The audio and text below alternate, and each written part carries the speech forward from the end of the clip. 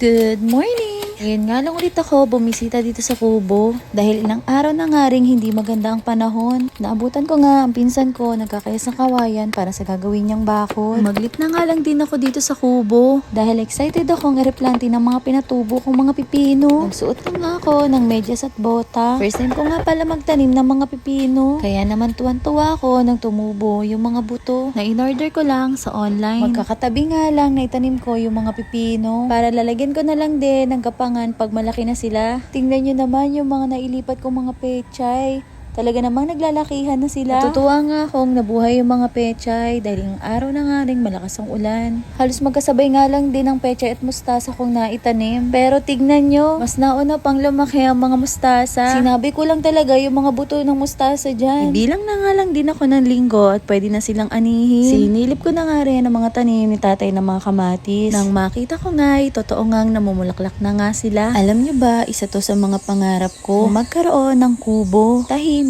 at magandang tanawin. Bukod sa libangan ko na nga ang pagtatanim. Patatas. Yan, patatas ko. Hindi ko alam kung ako lang ba, iba yung saya pag nakakita ka ng fresh green. Napakasimple at buo ang saya. Lalo na pag makakita ka ng mga libreng gulay sa paligid. At hindi mo na kailangan bumili. Laking tipid nga rin kasi pag bibili ka pa. Mamahala na rin kasi ang mga gulay sa palengke. Isda at karne na lang ang bibilhin. Ang sarap sa piling pag ginagawa mo yung mga bagay na nakapagpapasaya sa'yo. Ini-enjoy mo lang yung little things na ginagawa mo.